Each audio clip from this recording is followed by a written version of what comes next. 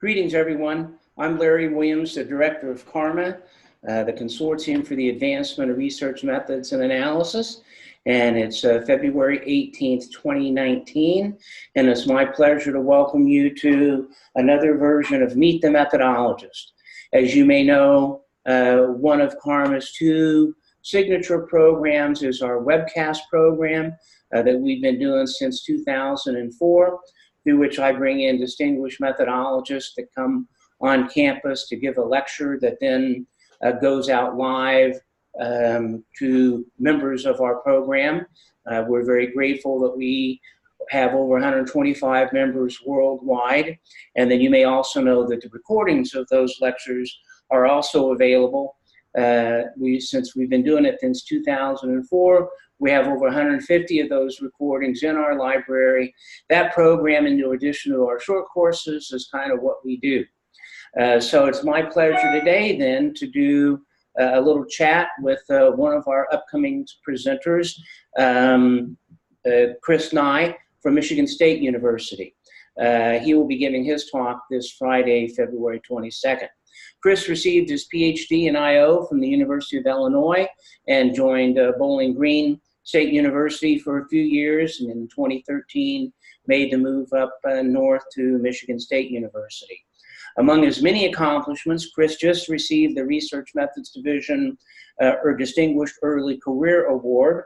In 2015, he also received SciOps Award for Applied Research in the Workplace. He's on the editorial board of JAP and ORM, and also is a past CARMA short course instructor, as he and I had a good trip down under. Chris's areas include selection on the substantive side and quantitative methods, which is the main reason we've invited him to speak to CARMA. And within the quantitative area, his focus has been SEM and IRT and various types of measurement issues. So Chris, we're very much looking forward to your webcast, and thanks for joining me this morning to have a little chat. Yeah, no problem. Thank you, Larry. I'm looking forward to it as well. All right. So basically, did you grow up in the state of Washington? I did, yeah. I grew up there and lived there until I moved to Illinois. Yep, and you end up at the University of Illinois getting a PhD in quant and IO. So how did that happen? Yeah, I think actually my undergraduate advisor was a graduate of Illinois, and so Tahara Probst really, she talked it up, and I knew I wanted to do selection. I knew I wanted to get involved in research methods, and it was a great place to do it. They had a strong quant psych program. My advisor, Fritz Draskow, was very knowledgeable, very widely known in the measurement area and selection area. And so it was just a great place, a good match for me. So as an undergrad, what was it that got you interested in the IO and the quant? So I had always sort of been interested in business and psychology. And, I actually started out, I thought I was going to be a clinical psychologist, and I realized I hated it. So I'd taken some IO classes and just kind of got interested in the subject, and interested in talking with my undergrad advisor Tahara, and kind of went from there. And the research methods I got interested in because I kind of realized early on that if you know the methods, you can really do some neat things. And so I wanted to kind of sort of follow that up, and I was always sort of interested in those types of things. And so just kind of naturally fit with what I wanted to do. Yep. It was true for me, and I find this of a fair number of people that I talk to, that when they're graduate students, they think that being a faculty member is going to be pretty much the same. You're going to make more money, and you won't have to be taking classes. Yeah. But then they get into their career and they find out that, some things are different. Mm-hmm. So now that you've been out a few years, but yet not so long that you can't remember graduate school, how well did graduate school prepare you for your this first phase of your career? And were there things that they prepared you better for, things that they didn't prepare you for? Maybe just because things have changed during that time period. Yeah. Yeah, I think, I think graduate school, prepared me well for an academic career, but at the same time, like you said, I thought coming out of grad school, it would just be, just like I was doing, just, in a different place, and getting paid more. But it is actually the thing I didn't expect was there are a lot more demands on your time in terms of meetings and things like that. And so I think that was probably the biggest adjustment was, I'm doing a lot of the same things that I was doing in grad school, but it's just, I've gotten a lot more efficient at those things and being able to manage my time and, things like that, coming up with a schedule that works for me. Was Yeah. So how do you do that? Was that a hard process to learn? So I'm always curious too about just how people self-manage, what they learn about what's good times to do this, best ways to structure that. Do you kind of have a systematic approach that you take to things? Yeah, I mean, it's been sort of trial and error. I started off, I would teach classes first thing in the morning because I thought that would be best. And then I'd have the rest of the day to do, the other stuff that I needed to do. But sort of over time, I've transitioned. Now I teach almost all of my classes in the late afternoon. So I can come in first thing, get some work done, write some papers, something like that. And then later on, I'll teach the classes towards the end of the day so that, that's it. I'm done. I've done some other work before that. And so there's things like that I sort of figured out that just ended up working best for me. And, that sort of helped as I figured those things out. The other big thing is just making sure, you set priorities. Like, if I'm working on a paper that I really want to get done, make sure I set aside time for that because there's always things that pop up that, could take over that time. Yeah. Yeah. Plus, I found that works for me as well, although I'm not always able to protect my early morning time. But what I do find too is that if I get that early time of writing done, it's so stimulating and invigorating that the energy carries me forward. Yeah, absolutely. If I don't, then it's kind of as the day unfolds, it just starts nagging at me that I haven't done that writing, and it ends up going in the other direction. So, yeah, absolutely. Well, let me ask just a couple other kind of these questions before we move on. So, a lot of the folks that come through CARMA come through, have business school appointments and are less involved in applied projects as a result of that.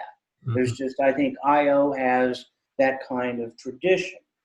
So that must be an additional kind of layer of management of where you're not only self-management, to where you're not only trying to keep your academic research going, but the applied project. So how, do you have any keys that you try to follow or strategies or tips for managing that part of your work life? Yeah, so that's a good question. I don't know that I have any strategies or tips, but that is, a big part of what I do. We have a lot of students who are, funded for applied projects, and I do applied projects myself. It's a great way to get data.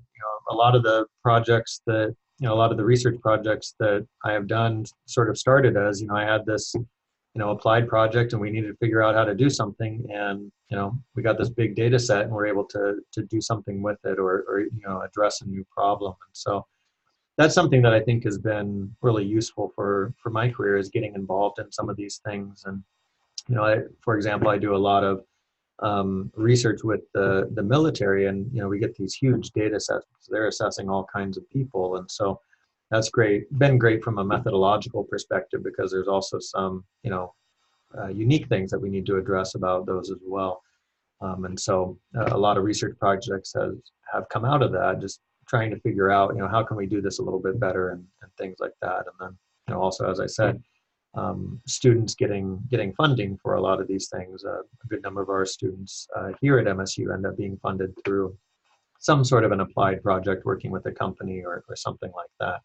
And so it's a good way to get them experience, but then also, get them data for their research as well. Yeah. Well, as a result of your traditional academic and your applied experiences, You've just got a great research career going, as evidenced by receiving the Methods Division award.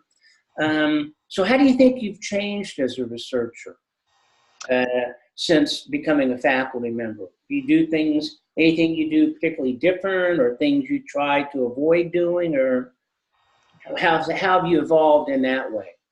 Yeah, I think this goes kind of back to what we were talking about earlier. You know, the big thing I think for me is more becoming more efficient at things that I'm doing, you know, from writing papers or things like that. And, you know, we have a number of great students here at MSU, and so getting them involved in my research has been a big help as well.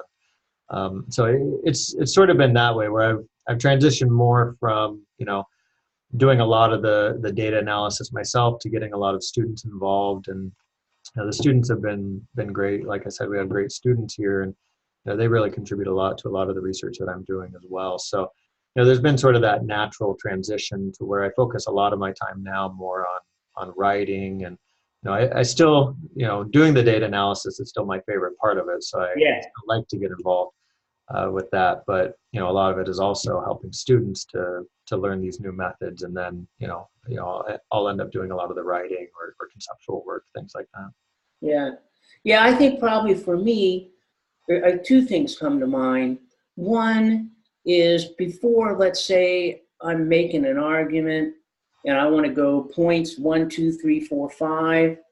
I now learn that maybe people don't really need points 2 and 4, and so I'm much more straightforward at getting to that point 5. Yeah. And I've come to realize that a lot of times I'm naturally too subtle, and so I end up emphasizing point 5 more to help. So I think that's interesting, talking to people about how they learn and how they evolve. Hey, so you've got some a range of interests, but are there any particular topics that, like, you get an article or a book chapter and it's like, oh man, I'd really like to learn more about that, but you don't have the time and you just set it aside and never get back to it? Are there things like that pique your interest? Yeah, you know, I think right now the big thing that we hear a lot about, and that I am interested in learning more, are some of the newer techniques. So, you know, the big data techniques, machine learning. You know, there's some artificial intelligence algorithms or text analysis, things like that. I'm interested in learning more about those things. I haven't yet had the time. You know, I've been doing some stuff with it, and have, you know, a foot in that area, but I'd like to really sit down and learn that more. And so, you know, I plan to do that, but as you said, haven't had the time just yet. Yeah. Hey, so before I ask you about your work, just kind of on a more personal note, I've gotten interested in this question about tell us something about yourself that most people wouldn't know. Yeah, that's a good question. So I'm fairly boring. I guess maybe the most interesting thing is, you know, I really like to, you know, play sports, watch sports, pretty much any sport. I just enjoy, you know, doing something active, things like that. I used to be, you know, maybe a decent athlete. Probably not as much anymore. I don't get as much time to be able to do it, but you know, I still like to do. What sports did you do? What's that? What sports did you do? So basketball was always my favorite. I always loved basketball. You know, I played that, you know, pretty much nonstop when I was younger. But just about anything, you know, football, anything that, you know, I could do and you know, play or just anything competitive I love to do. So but basketball was always the big one. Yep. Well, and that's a fun thing about the academic life is for all the good and the bad, being in a place where there's a successful athletic program adds a whole nother layer of interest to all. Michigan State just won last night, so it's a good day. Yep. Hey, so I know you're going to be talking about your categorical paper. Tell us about some of the other areas of research that you've got going on, and then lead into kind of giving us an overview of what your presentation Friday will be about. Yeah, so right now I'm doing a lot with trying to understand individual differences and how it affects our behavior in the workplace. And so recently I've been focusing a lot on looking at personality, looking at vocational interest, and kind of all the ways that it can contribute to our understanding and our theories of workplace behavior. Specifically recently I've been focusing a lot on vocational interest, because what I'm finding as I'm doing more in that area is that it can contribute a lot, but at least in our field we haven't really looked a lot at it, at least not for a number of years. And so I've been doing a lot to look at how, when someone is interested in the work that they're doing, how does that influence how they actually behave. And the research at this point seems to suggest it can play a pretty big role in terms of predicting things like performance or motivation or satisfaction or all of those things, but also in a much broader context in terms of things like organizational diversity, or understanding differences across cultural groups in a multinational organization, and things like that. So I've been doing a lot in that area, as well as continuing some of the methods research that I've been doing, which kind of leads to my talk this week, where I'm going to be talking about some effect sizes that I developed with Paul Sackett in a 2017 ORM paper, to really try to understand this issue of categorical moderation. And the impetus for this was really just this idea that we propose so many moderation hypotheses in organizational research, and there's been a lot written about how many problems there are with the methods that we traditionally use. And so my talk this week, or this Friday, is really kind of focusing on us proposing a new way to kind of supplement what we've been doing and provide some more information about that, and hopefully help to advance and change the way we look at moderation and test some of our moderation hypotheses. Well, that sounds very, very exciting, and we're very much looking forward to having you visit Lincoln in a few days. Hopefully the weather will cooperate. Yes. Chris Nye, thanks for taking the time to chat, and we invite you all to visit the CARMA website. Enjoy your day, Chris. Thank you. You too, Larry. Look forward to it.